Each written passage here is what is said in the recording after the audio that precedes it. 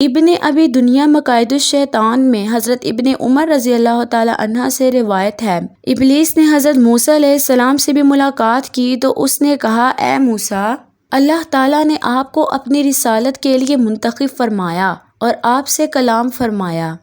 میں بھی خدائی مخلوق میں سے ہوں، میں نے گناہ کیا ہے اور اب میں توبہ کرنا چاہتا ہوں، لہٰذا آپ اپنے پروردگار و برتر کی بارگاہ میں میری سفارش کریں کہ وہ میری توبہ کو قبول فرمائیں۔ چنانچہ موسیٰ علیہ السلام نے اپنے پروردگار کی بارگاہ میں دعا فرمائی تو اللہ تعالیٰ نے فرمایا، اے موسیٰ، میں نے تیری حاجت پوری کر دی۔ چنانچہ موسیٰ علیہ السلام ابلیس سے ملے اور فرمایا، مجھے حکم ملا ہے کہ تو آدم علیہ السلام کی قبر کو سجدہ کر تو تیری توبہ قبول کر لی جائے گی۔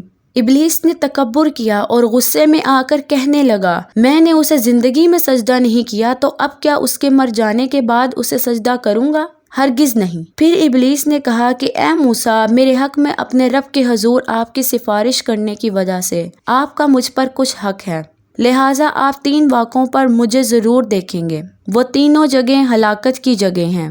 پہلا، غصے کے وقت آپ مجھے دیکھیں گے، اس لیے کہ اس وقت میرا چہرہ آپ کے چہرے میں ہوگا اور میری آنکھیں آپ کی آنکھوں میں لگی ہوں گی اور میں اس وقت آپ کے خون میں دوڑ رہا ہوں گا۔ دوسرا، 2 لشکروں اسلام و کفر کے درمیان جنگ کے وقت بھی مجھے یاد کریں، اس وقت بھی میں ہی انسانوں کے آس پاس ہوتا ہوں اور اس کو اس کی اولاد بیوی بچے یاد دلاتا ہوں تاکہ وہ پیٹھ دکھا کر بھاگ جائیں۔ تیسرا، نامحرم عورتوں کی مجلس میں بیٹھنے سے بھی، لہٰذا نامحرم عورت کی مجلس میں بیٹھنے سے آپ گریز کریں، کیونکہ میں اس کا آپ کے پاس اور آپ کا اس کے پاس قاصد بنا ہوتا ہوں۔ جبکہ حضرت نوح علیہ السلام کی کشتی لنگر انداز ہوئی تو آپ نے ابلیس کو کشتی کے پچھلے حصے میں دیکھا تو آپ نے اس سے فرمایا، ابلیس تو تباہ ہو جا، تیری وجہ سے زمین والے غرق ہو گئے، تو نے ہی ان کو تباہ کیا ہے۔ ابلیس نے کہا، تو میں کیا کروں؟ نوح علیہ السلام نے فرمایا، تو توبہ کر لے۔ اس نے کہا، پھر آپ اپنے پروردگار سے پوچھیں، میری توبہ قبول ہو سکتی ہے؟ حضرت نوح علیہ السلام نے اپنے رب کے ہاں دعا کی، اللہ تعالیٰ نے آپ کی طرف وحی نازل فرمائی اور فرمایا کہ اس کی توبہ کی صورت یہی ہے کہ وہ آدم علیہ السلام کی قبر کو سجدہ کرے۔ حضرت نوح علیہ السلام نے ابلیس سے فرمایا، تیری توبہ مقرر ہو گئی ہے۔ اس نے پوچھا، وہ کیا ہے؟ نوح علیہ السلام نے فرمایا، تو آدم علیہ السلام کی قبر کو سجدہ کر لے۔ اس نے کہا، میں نے زندگی میں سجدہ نہیں کیا تھا تو کیا ان کے مر جانے کے بعد میں ان کو سجدہ کروں گا؟ حضرت ابن عباس رضی اللہ تعالی عنہ مروی سے روایت ہے کہ کشتی نوح علیہ السلام میں سب سے پہلے چیونٹی داخل ہو گئی اور سب سے آخر میں گدھا داخل ہوا۔ ابلیس گدھے کی دم سے لٹک کر کشتی میں داخل ہو گیا۔ حضرت نوح علیہ السلام نے کشتی میں جانوروں کو سب سے پہلے چیونٹی کو سوار کیا اور سب سے آخر میں گدھے کو۔ جب گدھا داخل ہو گیا تو گدھے نے اپنا اگلا حصہ کشتی میں داخل کیا تو ابلیس اس کی دم سے لٹک گیا، جس کی وجہ سے گدھا اپنے پاؤں اٹھا نہ سکا۔ حضرت نوح علیہ السلام اس سے فرمانے لگے، تو خرابی ہو کر داخل ہو جا۔ اس نے پاؤں اٹھائے مگر اٹھا نہ سکا، یہاں تک کہ نوح علیہ السلام نے فرمایا، خرابی ہو پورے طور پر داخل ہو جا، اگر تیرے ساتھ شیطان ہی کیوں نہ ہو۔ جب نوح علیہ السلام نے ایسی بات کی تو شیطان نے گدھے کا راستہ صاف کر دیا اور گدھا اندر داخل ہو گیا۔ شیطان بھی اس کے ساتھ کشتی نوح میں داخل ہو گیا۔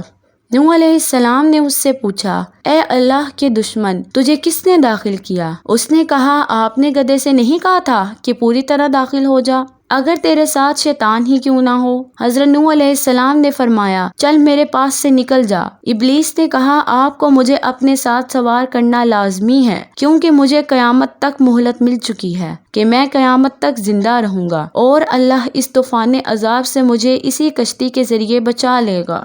چنانچہ ابلیس کشتی کی چھت پر سوار ہو گیا۔ حضرت ابن عباس رضی اللہ تعالی عنہ سے مروی ہے، وہ روایت کرتے ہیں کہ جب اللہ تعالیٰ نے گدھے کو کشتی میں سوار کرنے کا ارادہ فرمایا تو نوح علیہ السلام نے گدھے کے دونوں کان پکڑے تو ابلیس نے فوراً اس کی دم پکڑ لی۔ نوح علیہ السلام اس کو اپنی طرف کھینچنے لگے اور ابلیس ملعون اسے اپنی طرف کھینچنے لگا۔ حضرت نوح علیہ السلام نے فرمایا، اے شیطان داخل ہو جا، تو گدھا داخل ہو گیا اور ابلیس بھی اس کے ساتھ داخل ہو گیا۔ جب کشتی روانہ ہو گئی تو ابلیس اس کی دم میں بیٹھ کر گانے لگا، نوح علیہ السلام نے اس سے فرمایا تجھے خرابی ہو، تجھے کس نے اجازت دی؟ ابلیس نے کہا آپ نے۔ نوح علیہ السلام نے پوچھا میں نے کب اجازت دی؟ ابلیس نے کہا جب آپ نے گدھے سے کہا اے شیطان داخل ہو جا، چنانچہ میں آپ کی اجازت سے داخل ہو گیا۔ ایک اور جگہ روایت ہے کہ ابلیس کشتی میں سوار ہونے کے لیے آیا تو نوح علیہ السلام نے اسے دفع فرما دیا۔ ابلیس نے کہا اے نوح، مجھے تو مہلت مل چکی ہے اور تمہارا مجھ پر کوئی بس نہیں چل سکتا، کیونکہ اللہ تعالیٰ نے مجھے قیامت تک زندہ رہنے کی مہلت دے دی ہے، آپ مجھے بیٹھنے سے منع نہیں کر سکتے۔ نوح علیہ السلام نے جان لیا کہ وہ اس بات میں سچا ہے، اس لیے نوح علیہ السلام نے ابلیس کو کشتی میں بیٹھنے کی اجازت دے دی کہ کشتی کے بانس پر جا کر بیٹھ جا۔ چنانچہ اس طرح ابلیس نوح علیہ السلام کی کشتی میں سوار ہو گیا۔